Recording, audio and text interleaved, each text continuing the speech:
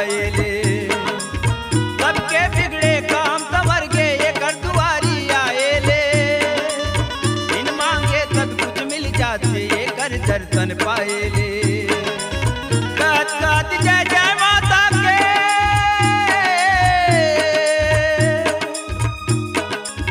गात गात जय जय माता के आगू बढ़ते जाना है। माँ बंजारी के दर्शन करके बिगड़े भाग बनाना है। माँ बंजारी के दर्शन करके बिगड़े भाग बनाना है।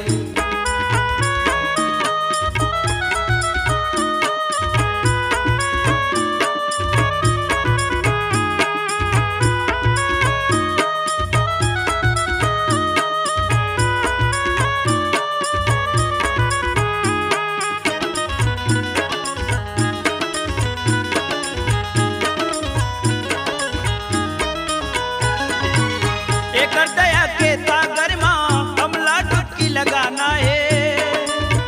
एकर भक्ति की ज्योति ला घर घर माँ पहुँचाना है। एकर दया के सागर माँ कमला डुबकी लगाना है। एकर भक्ति के ज्योति ला घर घर माँ पहुँचाना है।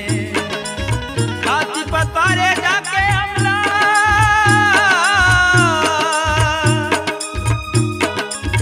हाथी पसारे जाके हमला झोली भर के आना है। माँ बंजारी के दर्शन करके बिगड़े भाग बनाना है। माँ बंजारी के दर्शन करके बिगड़े भाग बनाना है।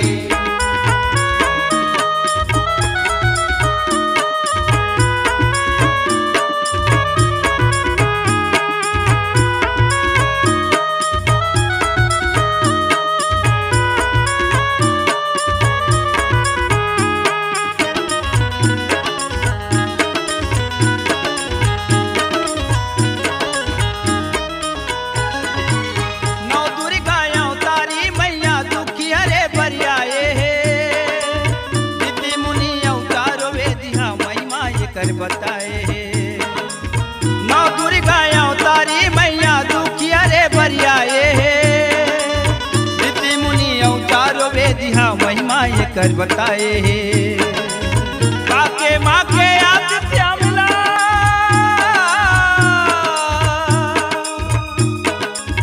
काके माँ के आदित्य हमला जीवन सफल बनाना है।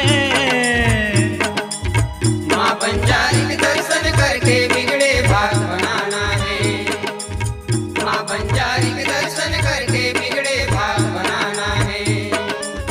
चलो गा भैया, चलो वो दीदी, माँ के दुआरी जाना है। माँ बंजारी के दर्शन करके बिगड़े भाग बनाना चलो गा है। भैया, माँ बंजारी के दर्शन करके बिगड़े भाग बनाना है। चलो माँ वो बंजारी के दीदी, दर्शन करके बिगड़े भाग बनाना है। माँ बंजारी के दर्शन करके बिगड़े भाग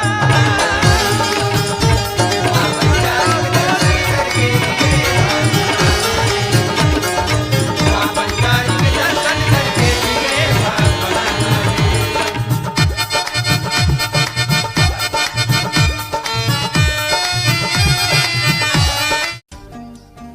नमस्कार, कृष्णांजलि स्टूडियो विश्रामपुर आप सबका हार्दिक अभिनंदन करती है। छत्तीसगढ़ी गीत, हिंदी ट्रैक या विज्ञापन रिकॉर्डिंग हेतु संपर्क करें श्री सुरेंद्र निषाद जी, विश्रामपुर